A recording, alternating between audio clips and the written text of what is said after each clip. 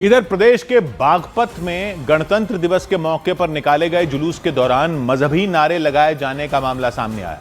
लोगों ने आरोप लगाया कि आयोजकों ने उस जुलूस में शामिल मदरसे में पढ़ने वाले बच्चों से धार्मिक नारे लगवाए और उस जुलूस में शामिल बच्चों के हाथों में तिरंगा झंडा नजर आया। वो बच्चे हाथों में तिरंगा लिए आगे बढ़ रहे थे। आरोपों के मुताबिक उसी दौरान उनसे धार्मिक नारे भी लगवाए गए।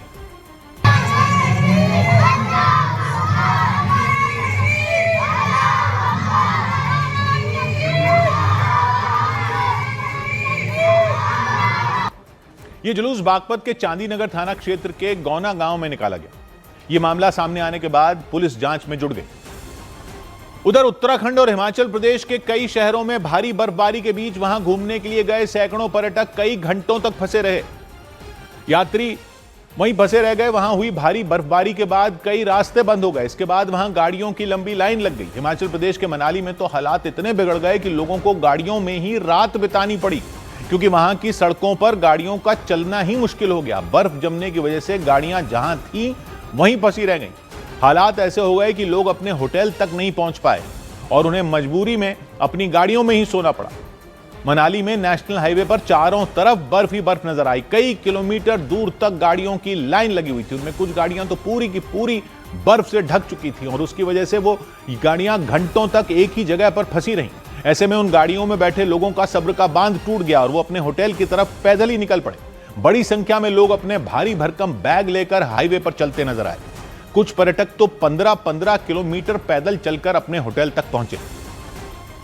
आने जाने की दोनों गाड़ियां एकदम पूरी तरह से बंद हो रखी है और लोग ड्राइवर सब लोग वहीं सो रहे हैं अभी तो हम लोग फिर अभी निकल रहे हैं। 19 किलोमीटर से पैदल चलते हुए आ रहे हैं।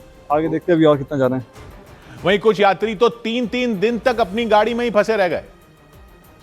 इंदौर से आए। हम 5 बजे से चंडीगढ़ से निकले हैं और आज हमको तीसरा दिन है और बच्चे हैं, ना खाने की व्यवस्था है यहाँ पे हमको मिल पा रही है। हाईवे पर फंसे होने की वजह से उनके सामने खाने पीने का संकट खड़ा हो गया। लोग भूखे प्यासे ही अपनी गाड़ियों में रात बिताने को मजबूर हो गए, क्योंकि रास्ते बंद होने की वजह से न तो वो अपने होटल पहुंच पाए न ही घर लौट पाए। वो हाईवे पर ही फंसे रहे और बर्फ साफ होने का इंतजार करते रहे। इस दौरान कुछ लोग इतने ज्यादा परेशान हो गए कि उन्होंने ये तक कह दिया कि दोबारा मनाली कभी नहीं आएंगे। बिल्कुल भी व्यवस्था ठीक नहीं है यहाँ पे। हमने ट्रिप बनाई है, मैं दोबारा कोई ट्रिप बनाना ही नहीं चाहूंगी। ऐसी हालत है यहाँ की। बर्फबारी रुकने के कई घंटे बाद आखिरकार वहां बर्फ हटाने का काम शुरू किया गया। वहां बड़ी बड़ी मशीनों के जरिए रास्ते साफ किए गए। इसके बाद गाड़ियों का चलना एक बार फिर शुरू हुआ। हालांकि पूरी तरह बर्फ नहीं हटी। ऐसे में गाड़ियां रेंग कर चलती ही दिखाई दी और मनाली जैसा ही हाल शिमला का भी दिखाई दिया। वहां भी बर्फबारी देखने आए पर्यटकों की भीड़ लग गई। इसके बाद वहां की सड़कों पर लंबा जैम लग गया। मनाली की तरह ही शिमला में भी भारी बर्फबारी हुई। इसके बाद वहां की सड़कों पर फिसलन बढ़ गई। ऐसे में वहां कई किलोमीटर लंबा जैम लग गया। लोग कई घंटों तक एक ही जगह फंसे रह गए। कुछ लोगों के मुताबिक शिमला के ढली मंडी से तारा देवी की दूरी 23 किलोमीटर है, जो वहां तक पहुंचने में 1 घंटा लगता है, लेकिन बर्फबारी के बाद लगे जैम की वजह से वहां तक पहुंचने में 7 घंटे लगे। इसकी वजह से लोग काफी परेशान हो गए। शिमला में भारी बर्फबारी की वजह से कई रास्ते भी बंद हो गए। बर्फ हटाने के बाद प्रशासन ने दोबारा उन रास्तों को खोल दिया। हिमाचल प्रदेश के अलावा उत्तराखंड के कई शहरों में भी बर्फबारी होते ही पर्यटकों का जमावड़ा लग गया। इसकी वजह से वहां भी लंबा जाम लग गया। उत्तराखंड के चक्राता में 23 जनवरी से ही भारी बर्फबारी शुरू हो गई। इसके बाद से ही वहां पर्यटकों का आना शुरू हो गया, लेकिन भारी बर्फबारी की वजह से वहां कई रास्ते बंद हो गए और वो पर्यटक वहीं फंस गए। ना यहाँ लाइट है, खाने की भी बहुत दिक्कत हो रही है। किसी तरीके से होटल से ही जो मैनेज हो पा रहा है, लेकिन हम लोग यहाँ फंस गए हैं। निकलने का भी कुछ नहीं पता चल रहा है। लगातार बर्फबारी से वहां की सड़कें बर्फ से ढक गई। ऐसे में उन सड़कों से गुजरने वाली कई गाड़ियां बंद हो गईं। इसके बाद पुलिस और एसडीआरएफ के जवानों ने धक्का मारकर उन गाड़ियों को वहां से निकाला। दूसरी तरफ बर्फबारी के बाद बंद हुए रास्तों से भी बर्फ हटाने का काम तेज कर दिया गया और चक्राता की तरह ही उत्तराखंड के नैनीताल में भी पर्यटकों की भीड़ लगने से हालात बिगड़ गए। 3 दिन की लगातार छुट्टी होने की वजह से बड़ी संख्या में लोग नैनीताल पहुंच गए। ऐसे में वहां कई किलोमीटर लंबा जाम लग गया। कई रास्तों का हाल तो इतना बुरा हो गया कि वहां पैर रखने की जगह तक नहीं बची। इसके अलावा वहां की पार्किंग भी पूरी तरह भर गई। दूसरी तरफ नैनीताल घूमने आए लोगों का वहां से लौटना भी मुश्किल हो गया। कुछ लोगों ने आरोप लगाया कि निजी बस ड्राइवरों ने ज्यादा पैसे लेकर अपनी बस भर ली। टिकट मिलेगा? 1-1.5 घंटे से खड़े हैं। बताओ, नैनीताल इस जगह में लोकल वालों का हाल है, बाहर वालों का क्या हाल होगा बताओ।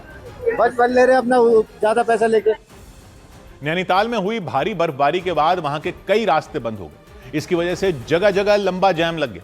हालांकि बाद में उन रास्तों को खोल दिया गया और इसके बाद मौसम विभाग ने अनुमान जताया कि आने वाले कुछ दिन और भारी बर्फबारी हो सकती है।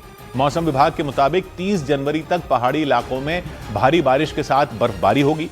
इसकी वजह से मैदानी इलाकों में भी ठंड बढ़ सकती है। इस दौरान मैदानी इलाकों में 70 किलोमीटर प्रति घंटे की रफ्तार से ठंडी हवाएं भी चलेंगी। इसके अलावा मौसम विभाग ने कुछ इलाकों में ओले गिरने की भी आशंका जताई।